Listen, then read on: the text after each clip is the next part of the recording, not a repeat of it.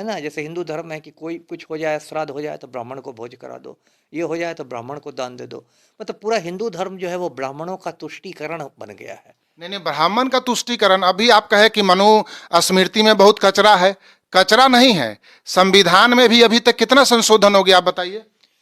संविधान में तो 100 से ज़्यादा 150 संशोधन हुआ है। हमको तो लगता है संविधान में 200 से ज्यादा संशोधन हुआ। तो क्या आप कहेंगे कि संविधान में कचरा था जो संशोधन किया गया? नहीं, संशोधन होना तो दिखाता है कि संविधान गतिशील है। कहते हैं ना कि बहता पानी निर्मला, बंधा गंदा होए। तो उसी तरह से मनुस्मृति जब लिखा गया वो अपने समय का सही चीज था। अगर आपको उसमें कुछ कमी लगता है तो आप उसको सुधार कर सकते हैं। जैसे कि किसी कमी को संविधान संशोधन के द्वारा सुधारा गया। इसका मतलब हम ये कह दें कि अंबेडकर के द्वारा बनाया गया संविधान, हालांकि अंबेडकर जी अकेले संविधान बनाए नहीं, लेकिन सारा श्रेय उनको दे दिए। जैसे गांधी जी अकेले देश आजाद करवाए नहीं, लेकिन सारा श्रेय गांधी जी को दे दिए। तो उसी तरह से अंबेडकर जी के बनाए गए संविधान को हम कचरा कैसे कह देंगे? संशोधन उसमें किया गया, जरूरी समझाता। मनुस्मृति में भी अपने समय का कुछ सही बात है। आज आपको उसमें कुछ कमी लगता है तो आप अपना हिसाब से संशोधन करके अपना जीवन को आप आगे बढ़ाइए। नहीं, मनुस्मृति में जो बातें हैं, जब भी वो लिखी गई थी 500 साल, 1000 साल, 2000 साल पहले, वो समय, उस समय भी वो मतलब अमानवीय बातें थी। नहीं नहीं, उस समय कोई अमानवीय बात नहीं। आप बताइए एक बात जो उस समय के हिसाब से अमानवीय है। उसमें पूरा लब्बो लुआब जो मनुस्मृति का है, लब्बो लुआब ये है कि वो दलितों और महिलाओं के विरोध की बातें करता है। नहीं नहीं, महिला को पर्दा में रखना विरोध की बात नहीं है। उस समय महिला को पर्दा में रखने की बात किया गया जिस समय मुगल और बाहरी आक्रमणकारी बहू बेटी को दिन में उठाकर ले जाते थे अपने हरम में रखने के लिए। इस वजह से महिलाओं को पर्दा में रखने की बात की गई, उनकी सुरक्षा के लिए, उनके हिफाजत के लिए। जो उठाने वाले होंगे तो पर्दा वाली महिला को भी उठा लेंगे। वो नहीं, पर्दा को बुरा आंख के सामने एक नजर आ जाना, एक छिप के रहना, खोज के उठाना और सामने दिख जाए उसको उठाना, दोनों में अंतर है। नहीं, ठीक है, लेकिन वो महिलाओं को, जब वही महिला बुर्का पहनती है तो आप उसको कैद कहते हैं, वही महिला घूंघट पहनती है तो आप कहते हैं कि उसकी रक्षा के लिए किया। नहीं नहीं, बुर्का पहनने वाली महिला को कोई कैद नहीं कहता। ये तो नेताओं का स्टंट है। कोई बुर्का पहनने वाली महिला को कैद नहीं कहता है। नहीं, ये कहाँ आप सुने हैं? किस नाम बताइए। बहुत सारे लोग हिजाब का विरोध करते हैं, बुर्का का विरोध करते हैं, कहते हैं कि औरतों को कैद करके रखा था। नहीं नहीं, कोई विरोध नहीं करते हैं। विरोध हुआ था स्कूल में। स्कूल का एक ड्रेस कोड होता है, वो तो आप सबको मानना पड़ेगा।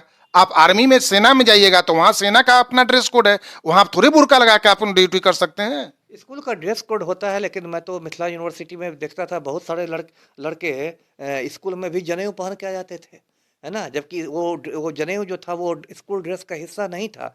तो जब आप स्कूल ड्रेस में जनेऊ पहन सकते हैं तो फिर कोई लड़की स्कूल ड्रेस में हिजाब क्यों नहीं पहन सकती? वो इसलिए कि जनेऊ इनर वियर है, कपड़े के अंदर।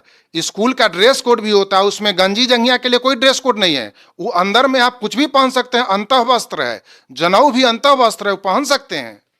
लेकिन जब लोग पेशाब करते थे तो जनेऊ को कान पर लपेटते थे और वो बाह्य वस्त्र हो जाता था। मैंने देखा है, देखिए मेरा पूरा बचपन दरभंगा में बीता तो है। जब बाह्य वस्त्र हो जाता, पेशाब करने समय बाथरूम में किया जाता था, लेकिन जब आदमी स्कूल में कक्षा में प्रवेश करता है तो उसको अंदर करके प्रवेश करता है, उसमें कोई बुराई नहीं है। ठीक है, लेकिन स्कूल के कैंपस में तो जब आप पेशाब कर रहे हो, अभी आप मिथिला यूनिवर्सिटी में जाइए, आपको कैंपस में कई ब्राह्मण देवता पेशाब करते मिलेंगे, जनेऊ को कान पर चढ़ा के। वो बाह्य वस्त्र हो जाता है। मुस्लिम धर्म में भी पेशाब करने के समय बहुत सारा प्रक्रिया अपनाया जाता है, उसको तो कोई नहीं रोक सकता है ना। वो तो अलग विषय है, नहीं, वही मैं वो कह तो रहा निजता का बात हो गया ना। वही मैं कह रहा था कि हिजाब और जनेऊ पर अलग अलग मतलब नहीं रहने चाहिए, दोहरे मापदंड नहीं रहने चाहिए। नहीं, बिल्कुल नहीं। हिजाब और जनेऊ दोनों दो चीज है। पहले तो दोनों का तुलना ही नहीं हो सकता है।